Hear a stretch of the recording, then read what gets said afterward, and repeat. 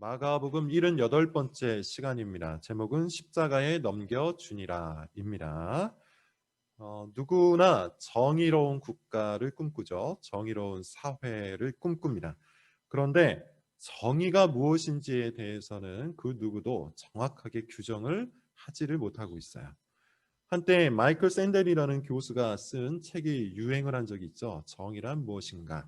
라는 그런 책입니다. 이 책을 통해서 저자는 네 가지 관점의 정의를 이야기해요. 지금은 그것이 중요하지 않기 때문에 일일이 설명을 드리지는 않겠습니다. 다만 여기에서 마이클 샌델이라는 교수가 규정한 정의는 공동체적인 정의를 이야기해요. 짧게만 말씀을 드리면 미덕을 키우고 공동선을 추구하고 고민하는 것이라고 이야기합니다. 자, 어찌되었든 간에 마이클 샌델 교수가 던진 화두, 곧 정의란 무엇일까? 라는 이 화두에 응답해서 많은 사람들이 정의를 논하였죠. 사실 정의에 대해서는 과거부터 항상 논쟁이 있어 왔습니다. 소크라테스는 인간의 선한 본성을 정의라고 이야기를 했어요. 아리스토텔레스 같은 경우는 평등을 정의의 본질적 요소다, 이렇게 이야기하기도 합니다. 정의에 대한 일관적인 규정이 상당히 어렵기는 하지만 이토록 많은 사람들이 정의에 대해서 이런저런 규정을 시도하고 있다는 것은 무엇을 의미하는 걸까요? 사람들이 그만큼 정의를 갈망한다는 뜻이겠죠. 그 말은 반대일 수도 있습니다. 다르게 말하자면 그만큼 이 땅에 정의가 없다는 뜻일 수도 있어요. 자, 그렇다면 성경은 정의에 대해서 뭐라고 말할까요? 사실 성경에는 하나님의 공의 그리고 하나님의 정의에 대한 이야기가 굉장히 많이 나와요. 이 두 가지를 명확히 구분하기는 어렵습니다. 공의가 뭐냐, 정의가 뭐냐, 이렇게 정확히 구분해서 규정하고 설명하기는 쉽지 않아요. 한 신학자는 이렇게 설명합니다. 정의란 하나님의 공의가 이 땅에 실현된 것이다. 어느 정도는 맞는 이야기지만 그래도 아주 정확한 설명은 아닙니다. 아모스서 5장 15절을 보시면 이런 말이 있어요. 너희는 악을 미워하고 선을 사랑하며 성문에서 정의를 행할지어다. 이 말씀을 근거해서 정의를 규정을 해보자면 저는 이렇게 얘기해요. 정의란 악을 미워하고 선을 사랑하는 것이다. 굉장히 간단한 정의겠죠. 그러나 이 정의를 무엇으로 규정하든지 간에 인간 사회에서는 정의가 완전히 구현되기 어려운 것은 사실이에요. 왜냐하면 사람 마음속에는 악을 미워하고 선을 사랑하는 마음이 어느 정도는 있지만 말 그대로 어느 정도밖에 없기 때문이죠. 무엇보다 선과 악의 기준이 사람마다 다 달라요. 그것이 문제입니다. 앞서 말한 것처럼 정의에 대한 규정이 그토록 많다는 것은 그만큼 사람들이 가지고 있는 선악의 개념이 다양하다는 뜻이겠죠. 일례로 오늘날 우리 사회를 한번 보시면 알 겁니다. 정치적인 대립이 극에 달했죠. 보수가 주장하는 것을 들어보면 그들도 선을 주장해요. 정의를 주장해요. 반면 진보 쪽에서 주장하는 것을 들어보면 마찬가지로 그들도 정의를 말하며 선을 말하죠. 보수가 주장하는 정의, 진보가 주장하는 정의가 서로 다를 뿐이에요. 각 진영마다, 각각의 진영마다 정의를 부르짖지만 이상하게 진보 정권일 때는 보수 쪽에서 정의가 없다고 말하고 보수 정권일 때는 진보 쪽에서 정의가 없다고 말하죠. 사람마다 생각하는 정의가 다르기 때문에 벌어지는 현상입니다. 뿐만 아니라 이런 진영 논리를 떠나서 인간 사회의 정의가 구현되기 어려운 이유, 그것은 인간의 본성 때문이에요. 철학이 그렇게 발전을 하고 과학이 그렇게 발전하고 수천 년의 역사 속에서 그렇게 많은 실험과 그렇게 많은 경험을 인류가 쌓아왔지만 여전히 인간 사회 안에는 뭐가 존재합니까? 악이 존재하죠. 매일 터져 나오는 범죄 뉴스를 여러분 한번 보십시오. 개인이 저지르는 악뿐만 아니라 기업이나 정부가 저지르는 악도 한번 살펴보십시오. 악은 줄어들지 않았어요. 단지 모양만 바뀌었을 뿐입니다. 더 다양해졌고 더 교묘해졌다는 겁니다. 악은 사라지지 않고 우리 주변에 있어요. 오늘 본문을 보시면 지금 우리가 경험하고 있는 이 악들이 나옵니다. 그 악들이 결집되어 있는 현장을 우리는 볼 수가 있어요. 종교 권력자, 정치 권력자, 그리고 그들에게 선동당하는 백성들까지 악을 사랑하고 선을 미워하는 모습을 봅니다. 그리고 하나가 된 그들이 한 사람을 희생양으로 삼죠. 예수님의 죽음을 악들이 결집하여 결정한다는 거예요. 우리는 오늘 본문을 통해서 그들은 도대체 누구이고 그들은 왜 예수님을 희생양으로 삼았는지를, 그 동기가 무엇인지를 살펴보게 될 거예요. 자, 그러기 전에 지난주 설교를 잠시 복습을 하고 계속해서 오늘 본문의 내용으로 들어가 보도록 하죠. 지난주 설교 제목이 뭐였습니까? 베드로의 실패와 소망이었어요. 베드로 이야기는 억울한 재판 사이에 끼어 있었다 그랬죠. 무슨 뜻이라고 했습니까? 예수님이 억울한 재판을 당하시는 이유에 관한 이야기라고 했어요. 예수님께서 억울한 재판을 당하시는 이유, 그것이 뭡니까? 바로 예수 그리스도께서 실패한 자들을 위한 구원자가 되시기 때문이라고 했죠. 베드로는 무엇에 실패했습니까? 본문의 근거에서 살펴보자면 자기 결단을 지키는 일에 실패했어요. 예수님과 함께 죽을지언정 나는 절대로 예수님을 부인하지 않겠다 다짐하고 결단하고 선언을 했는데 자신의 이 선언을 지키는 일에 실패를 했죠. 짧은 시간 안에 3번이나 예수님을 부인했어요. 그것도 한낱 여종을 두려워하며 부인을 했어요. 자기가 어떤 존재인지 모르고 자기 자신에 대해서 아주 강한 확신을 갖고 감히 단언을 한 겁니다. 그러나 우리가 본문에서 살펴봤듯이 베드로는 처절한 실패를 경험하죠. 그런데 베드로에게 소망이 있었어요. 실패한 베드로에게 소망이 있었어요. 왜 소망이 있었습니까? 자기 자신에 대한, 자기 자신을 믿는 그 강한 자신감이 깨졌기 때문이죠. 그리고 비로소 자신이 얼마나 무력한 존재인지, 자신이 얼마나 비참한 존재인지를 철저히 인식하게 되었기 때문이에요. 그 철저한 무력함과 비참함을 경험한 후에 베드로의 반응은 무엇이었습니까? 통곡하는 것이었죠. 그렇게 베드로는 자기 자신이 누군가의 도움, 누군가의 은혜가 반드시 필요한 존재라는 것을 깨닫게 된 겁니다. 마음이 쪼개진 거예요. 그리고 그 쪼개진 마음속에 빈 공간이 생겼고 이 빈 공간을 통해 하나님의 은혜를 받아들일 준비가 된 것이죠. 그 은혜를 받아들일 여백이 생긴 겁니다. 애통하는 베드로에게는 소망이 있어요. 자, 이 베드로를 본받아 오늘 말씀을 듣는 우리에게도 마음의 여백이 있기를 바랍니다. 마음의 여백을 갖고 쪼개진 마음을 갖고 이 본문의 말씀 속으로 들어갈 수 있기 바라요. 과연 예수님을 희생양으로 삼은 그들은 어떤 사람들이었는지, 그들이 보여주고 있는 모습과 우리는 다른지 같은지 꼭 살펴볼 수 있기를 바랍니다. 가장 먼저 오늘 본문에 등장하는 악인이 있어요. 종교 권력자들이죠. 1절부터 3절을 우리 같이 한번 읽어볼게요. 1절부터 3절입니다. 자, 시작. 새벽에 대제사장들이 즉시 장로들과 서기관들 곧 온 공회와 더불어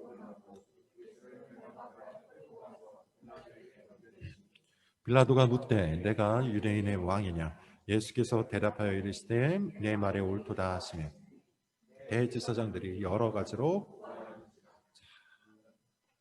때가 언제입니까? 새벽이에요. 비정상적인 재판이었다는 것을 암시하죠. 정상적인 재판이었다면 어떻게 해야 합니까? 시간을 충분히 두어야겠죠. 증인들의 증언도 충분히 들어야겠죠. 한 사람의 생명을 좌우하는 판결이기 때문에 당연히 신중해야 돼요. 그렇게 판결을 해야 정상입니다. 그런데 이번 재판은 번갯불에 콩 구워 먹듯이 이루어져요. 속전속결로 자신들이 원하는 판결을 얻어내려고 하는 것입니다. 밤에 재판을 하고 새벽에 판결을 끝내려고 하는 거예요. 속전속결을 하고 싶었던 그들이 새벽에 간 곳이 어디입니까? 빌라도 앞이죠. 종교 권력자들이었던 그들에게는 사형 집행권이 없었기 때문이에요. 당시 유대는 로마의 속주에 불과했습니다. 요즘으로 따지자면 아마 중국의 통치를 받고 있는 티벳 민족 같은 경우일 거예요. 티벳에는 달라이 라마라는 종교 지도자가 있죠. 그리고 그를 위시하여서 티벳 불교의 고승들이 여전히 큰 권력을 갖고 있어요. 그렇지만 실질적인 행정권은 누구에게 있습니까? 중국에서 파견한 행정장관에게 있죠. 마치 그런 것과 같습니다. 빌라도는 로마 황제가 파견한 유대의 총독이었어요. 그에게 모든 행정적인 권한이 있었던 겁니다. 빌라도 앞으로 예수님을 결박하여 끌고 간 대제사장들이 뭐를 합니까? 3절을 보시면 여러 가지로 수많은 죄목으로 예수님을 고발했다고 해요. 그 고발의 중심에는 어떠한 죄목이 있었을까요? 아마도 종교적인 이유 같은 것은 좀 배제하고 이야기했을 가능성이 높습니다. 대제사장이 예수님을 향해서 사형에 해당하는 죄를 저질렀다 이렇게 판결을 했지만 그 죄목이 뭐였어요? 신성 모독의 죄였죠. 그런데 이 죄목은 빌라도 총독이 볼 때 그렇게 큰 죄목이 아니었을 거야. 자기네들끼리 교리를 가지고 다투다가 벌어진 싸움 정도로 봤을 겁니다. 그래서 뒷부분에 보면 빌라도가 이 모든 고발 사건이 시기심 때문에 벌어진 것이다 이렇게 판단을 하고 있죠. 그렇다면 어떠한 말로 예수님을 이 제사장 무리들이 고발을 했을까요? 2절에서 힌트를 얻을 수 있어요. 빌라도가 이렇게 예수님께 물어요. 내가 유대인의 왕이냐? 아마도 제사장 무리가 집중적으로 고발한 죄목은 예수님이 스스로 유대인의 왕이라 했다. 이것이었을 거예요. 이것은 로마 황제가 임명한 왕이 아닌데 스스로 왕이라고 한 것이기 때문에 실질적으로 로마 황제에 대한 반역죄가 될 수 있죠. 여기서 우리는 이 제사장 무리가 얼마나 악한 꾀를 잘 내고 있는지를, 얼마나 교묘한 악을 시도하고 있는지를 발견할 수 있어야 돼요. 그들은 지금 무죄한 자를 죄인으로 만들기 위해 어떻게 하고 있습니까? 온갖 불법, 온갖 편법을 동원하고 있죠. 지난 본문에서는 거짓 증언자들을 마구 동원해서 거짓으로 예수님을 고발했어요. 왜곡과 과장을 통해 예수님의 말씀을 비틀었습니다. 그리고 지금은 예수님을 꼭 죽이기 위해 온갖 악한 말로써 고발을 하고 있어요. 이들의 입에는 거짓밖에 없었고 왜곡밖에 없었고 악한 말만 가득했어요.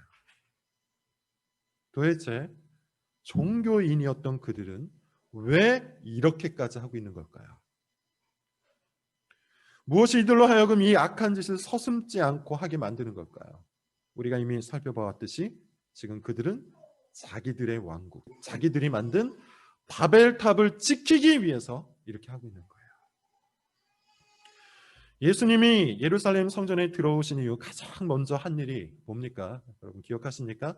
성전에 들어왔을 때 성전 안에 있었던 장사치들을 다 쫓아내신 일이었죠. 이 성전 장사치들은 제사장 무리와 결탁되어 있었어요. 그래서 11장 18절에 보면 대제사장들과 서기관들이 이 일을 듣고 예수를 어떻게 죽일까 꾀하였다. 이렇게 얘기해요. 성전 장사치를 쫓아낸 사건을 보자마자 그들이 예수를 죽일 계획을 짰다는 거예요. 즉 예루살렘 성전은 이 제사장 무리들의 바벨탑이었어요. 자기들의 영광과 자기들의 명예와 자기들의 성공이 있는 욕망의 집합체, 그게 바로 예루살렘 성전이었어요. 그런데 예수님이 그것을 지금 부수려고 한 겁니다. 이제 그들이 선택할 수 있는 것은 두 가지죠. 하나는 예수님의 말씀에 찔림을 받고 돌이키는 거예요. 회개하는 거예요. 만민이 기도하는 집을 강도의 소굴로 만들었다는 예수님의 그 외침에 그들은 마땅히 회개했어야 돼요. 그러나 그들은 이 첫 번째 선택지 대신에, 회개하는 것 대신에 무엇을 택합니까? 자기를 공격한 예수님을 죽이기로 해요. 그리고 일단 목표가 정해졌으니 수단과 방법을 가리지 않죠. 거짓말을 합니다. 왜곡을 합니다. 과장을 합니다. 악한 말을 합니다. 기어코 예수님을 죽이기 위해 온갖 악한 일을 서슴지 않고 해요. 진실에서 고개를 돌린 사람은요, 반드시 거짓의 얼굴을 맞대게 되어 있어요. 다시 한번 말씀을 드립니다. 진실에서 얼굴을 돌린 사람은 반드시 거짓의 얼굴을 맞대게 되어 있어요. 진리를 떠난 사람은 반드시 가짜를 진리로 내세우게 되어 있다는 겁니다. 이것은 일종의 공식이에요. 진실과 거짓 둘 중 하나만 존재할 수 있기 때문이죠. 그러므로 지금 대제사장 무리가 저지르고 있는 이 짓은 우리에게도 적용할 만한 부분이 있는 겁니다. 만약 우리가 지금 진실을 외면하고 있다면, 만약 우리가 지금 진리를 외면하고 있다면 우리가 맞대고 있는 것은 거짓일 거예요. 거짓 교훈일 거예요. 그런 의미에서 우리는 우리의 언어, 우리의 말들을 살펴볼 필요가 있어요. 우리의 언어는 진실합니까? 우리는 진리를 말합니까? 우리의 귀도 살펴볼 필요가 있습니다. 우리는 진리를 듣고 있습니까? 자기의 명예를 지키기 위해, 자기의 왕국을 지키기 위해 거짓말을 하고 거짓말을 듣고 있는 것은 아닙니까? 우리는 정말로 선한 것, 정의를 사랑하고 있습니까? 자, 다시 본문으로 좀 들어가 보도록 하죠. 본문에는 두 번째 악인도 나옵니다. 4절부터 10절을 보면 읽지는 않을게요. 이런 이야기가 있어요. 빌라도가 예수님께 변호를 요구하죠. 그런데 예수님이 한마디도 하지 않아요. 빌라도가 짐작을 합니다. 종교적인 시기심 때문에 죄 없는 자를 제사장 무리가 끌고 왔다는 것을 빌라도가 짐작하죠. 명절에는 죄인 한 사람을 놓아주는 관례가 있었습니다. 유대인의 관례가 있었어요. 무교절이었기 때문에 지금 무리들이 그 요청, 그 관례를 요청하고 있어요. 잘 됐다 싶은 빌라도가 예수님을 놓아주려고 하죠. 그런데 무리들은 예수님 말고 누구를 놓아달라고 하고 있습니까? 바라바라는 밀란의 괴수를 놓아달라고 하고 있어요. 그리고 그 뒤에는 누가 있습니까? 제사장 무리의 선동이 있습니다. 자, 이제 본문에 한번 읽어볼게요. 11절부터 14절입니다. 같이 한번 읽어볼게요. 그러나 시작. 그러나 대제사장들이 무리를 충동하여 도리어 바라바를 놓아달라 하게 하니 빌라도가 또 그들이 다시 소리 지르되 그를 십자가에 못 박게 하소서. 빌라도가 이르되 어찌미냐 무슨 악한 일을 하였느냐 하니 더욱 소리 지르되. 두 번째 악인이 나오죠. 누굽니까? 무리들이에요. 물론 본문에 등장하는 무리들은 적극적인 악인들은 아니었습니다. 어떤 의미에서는 수동적인 악인들이에요. 왜 그렇습니까? 그들은 선악을 판단할 의무가 있었는데 그것을 저버렸기 때문이죠. 11절을 보면 그들이 충동당했다라는 표현이 나옵니다. 요즘 이 충동이라는 말은 보통 구매라는 말과 같이 많이 사용이 되죠. 충동 구매 한 번 정도는 다 해봤을 겁니다. 별로 필요가 없는데 뭐 포장지가 예쁘다든지 얼마 안 남았다든지 혹은 다른 사람들도 다 있다든지 이런 말로 인해서 사는 경우, 이런 경우를 충동 구매라고 하죠. 사놓고 후회하는 그런 충동 구매를 누구나 한 번쯤은 했을 겁니다. 이것이 정말로 나에게 필요한 것인지 아니면 나에게 필요하지 않은 것인지를 잘 따져보고 사야 하는데 겉모습만 보고 아니면 남의 말만 듣고 휩쓸려서 사는 행위, 충동 구매예요. 충동 구매 정도는 사실 누구나 저지르는 실수입니다. 그러나 사람의 생명이 달린 이 문제를 충동에 의해서 결정한다는 것, 이것은 악한 일이 되는 것이죠. 그것은 죄입니다. 생명이 달린 만큼 선과 악을 제대로 판단해야 하는데 지금 이 무리들은 무엇을 하지 않은 겁니까? 생각에 노력을 하지 않은 거예요. 분별을 하지 않은 겁니다. 올바른 판단을 하기 위한 생각을 하지 않은 거예요. 악인의 충동에 넘어가서 그것에 동조하는 것은 악을 만들어내고 악을 저지르는 적극적인 악은 아닐 수 있지만 악을 보존하고 악을 확산시키는 수동적인 악일 수 있다는 것이죠. 그런 의미에서 여러분, 우리는 이 말씀을 통해서도 적용할 수 있는 부분을 찾아야 돼요. 열심히 생각해야 한다는 말입니다. 부지런히 분별해야 한다는 것이죠. 거짓, 왜곡, 과장, 위선, 악한 말을 통해 자기의 왕국을 지키려고 하는 사람에게 동조하는 것은 사실 그 사람과 함께 같은 죄를 짓고 있는 것과 다를 바가 없는 거예요. 무리들은 예수님을 살리는 선택을 할 수가 있었죠. 그런데 14절을 보면 어떻습니까? 그들은 살리는 선택 대신에 죽이는 선택을 합니다. 처음에는 충동을 당하여서 악에 수동적으로 참여하는 것처럼 보였지만 나중에는 어떻습니까? 본인들이 더 적극적으로 예수를 십자가에 넘겨주라고 소리를 지르고 있죠. 악을 방조하는 것, 악에 동조하는 것, 악한 짓을 하는 사람을 아무렇지도 않게 대하는 것, 이 모든 것이 사실 악한 짓이에요. 우리가 선한 일을 하고 있지 않다면 사실 우리는 악한 일을 하고 있는 겁니다. 자, 세 번째 악인, 본문을 통해서 한번 살펴보도록 하죠. 15절입니다. 세 번째 악인이 본문에 나옵니다. 15절. 자, 시작. 빌라도가 무리에게 만족을 주고자 하여 바라바는 놓아주고 예수는 책찍질하고 십자가에 못 박히게 넘겨주니라. 지금까지 빌라도는 제법 정의로운 것처럼 굴었어요. 그는 상황 파악을 정확히 했습니다. 제사장 무리가 시기심으로 예수님을 고발했다, 이걸 판단을 했죠. 그리고 예수님을 살리기 위한 노력도 했어요. 그래서 어떤 사람은 빌라도는 나름대로 선한 사람 아니냐, 나름대로 정의로운 사람 아니냐, 최선을 다했다, 이렇게 평가하기도 합니다. 그러나 사실 빌라도는 착한 사람이 전혀 아니죠. 실제 역사의 기록에 의하면 빌라도는 반역자들을 아주 잔인하게 처형한 총독으로 유명한 사람이에요. 본문에서도 빌라도는 예수님을 십자가에 최종적으로 넘겨준 판결자로 나옵니다.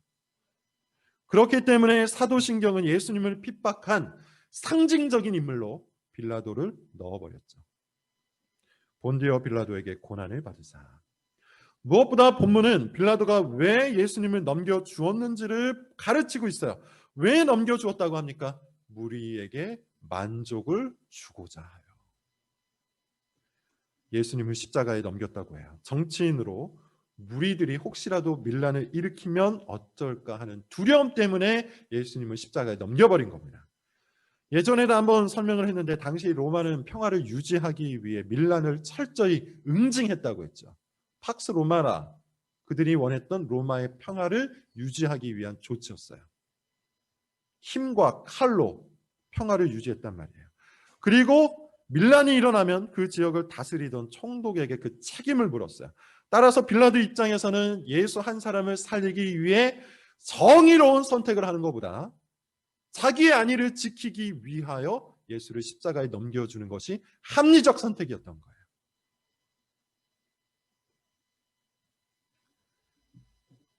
어떤 사람들은 이런 선택을 당연하다고 생각하는 경우도 있어요. 정치는 그럴 수 있다.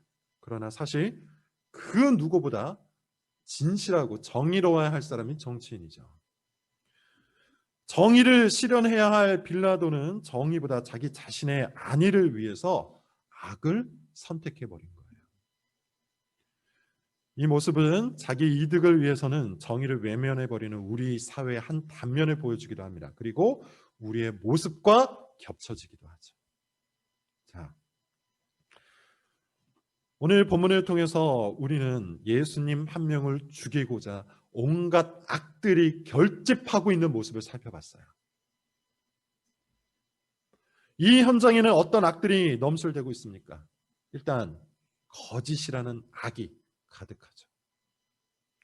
사람들은 거짓이 거짓인 줄도 모르고 그것이 자기들이 원하는 목표를 이루어 줄 수 있다고 믿고 마구 거짓을 하고 있죠. 과장하고 있고 왜곡하고 있고 비틀고 있고 꼬아서 자기가 원하는 말을 만들어내고 있어요. 이 모습은 마치 지금 우리 사회를 보는 듯합니다. 또 어떤 악이 있습니까? 악에 동조하는, 악의 충동질에 넘어가는 또 다른 악의 모습을 우리는 볼 수 있어요. 바르게 분별해야 하는데, 의를 판단해야 하는데, 선을 사랑해야 하는데, 그런 생각의 노력을 거부하고 위선자들의 충동질에 그냥 넘어가 버리는 무리들의 악, 우리는 그것을 본문을 통해 살펴볼 수 있습니다. 그러더니 어느 순간부터는 가장 적극적인 악이 되어서 예수님을 십자가에 떠넘기는데 결정적인 행동을 해버리고 말죠. 사실 어쩌면 이 악의 모습이 가장 평범하고 가장 대중적일 수도 있습니다. 생각하지 않는 죄, 그저 충동당하고, 그저 동조하고, 그저 손을 잡아준 죄. 그러나 사실은 악과 한 몸을 이룬 죄, 그것이 바로 이 죄악이에요. 또 어떤 악이 있습니까? 정의를 구현해야 할 위치에 있는 자가 자기의 안위를 위해 기꺼이 악과 손을 잡는 악을 우리는 본문을 통해서 봐요. 지금 이 현장에는 거짓이 넘쳐나고 있고, 탐욕이 가득하고 있고, 위선이 있고, 음모가 있고, 게으름이 있고, 무지가 있고, 미움과 사나움과 분노가 결집되어 있어요. 이 세상에 존재할 수 있는 모든 악들이 결집하여서 예수님을 십자가에 넘겨주고 있는 겁니다. 그런데 여러분, 우리는 알고 있죠. 하나님께서는 이 악의 결집을 통해 세워진 십자가 위에서 하나님의 의를 세우십니다. 이것이 놀라운 이야기예요. 그 하나님의 의가 누굽니까? 예수 그리스도예요. 예수 그리스도 안에서 하나님의 의가 이 땅에 실현되었어요. 예수 그리스도를 통해 하나님의 의가 믿는 자들에게 전가되었어요. 예수 그리스도로 인해 하나님의 의가 이 땅을 새롭게 하였습니다. 여러분, 이 장면이 상상이 되십니까? 여러분, 이 장면을 마음속에 한번 그려보세요. 온갖 악들이 결집하여서 하나님의 아들 예수 그리스도를 십자가에 넘겨줍니다. 그런데 하나님께서는 오히려 그 악을 도구로 자신의 의를 실현시키십니다. 악이 결집된 한 복판에 예수 그리스도가 믿는 자들의 의가 되어 나타나세요. 대반전 드라마가 하나님의 손에서 연출된 겁니다. 바로 이 지점에서부터 공의로 통치하시는 하나님의 나라가 이 땅 가운데 출범된 거예요.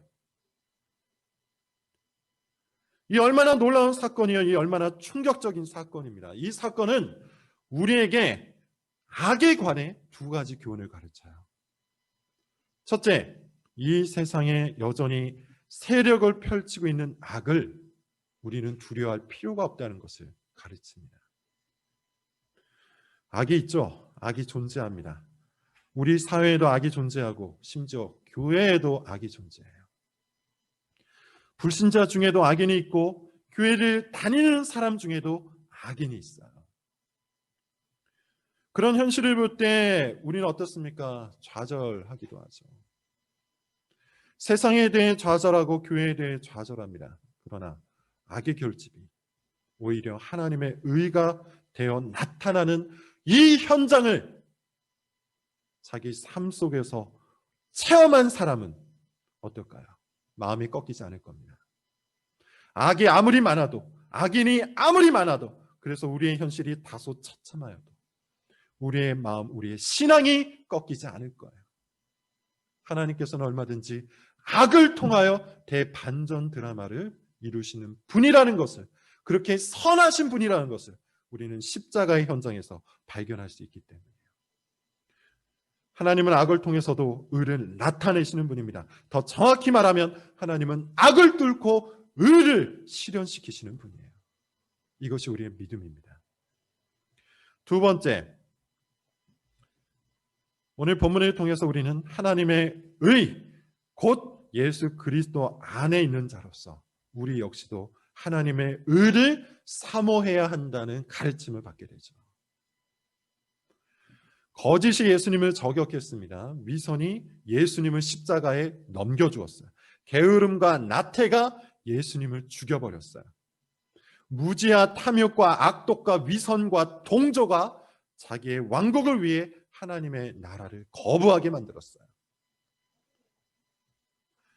우리는 오늘 본문을 통해서 그 현장을 목격합니다. 그러므로 참된 신자라면 십자가 위에 나타난 하나님의 의를 발견한 참된 신자라면 이제부터 이 모든 악을 미워하고 선을 사랑하게 될 겁니다.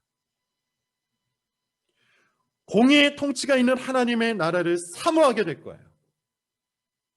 그리고 하나님 나라의 정의를 이 땅 위에서 실현하며 살아가게 될 겁니다. 여러분 한번 스스로 생각해 보십시오. 우리는 하나님 나라의 정의를 이 땅 위에서 얼마만큼 실현하며 살고 있습니까? 정직과 진실과 분별과 자비와 정의를 사랑하십니까? 자기의 유익보다 더 사랑하고 계십니까? 우리 안에 있는 제사장, 우리 안에 있는 무리, 우리 안에 있는 빌라도를 물리치고 계십니까? 오늘 설교를 통해서 악과 선에 대해서 생각해 보시기를 권합니다. 그리스도 안에 머물며 산다는 것은 절대로 추상적인 일이 아니에요. 많은 사람들이 예수 그리스도를 믿는다는 것을 단지 마음속에 어떤 일이 벌어지는 것 정도로만 생각하는 경우가 있어요.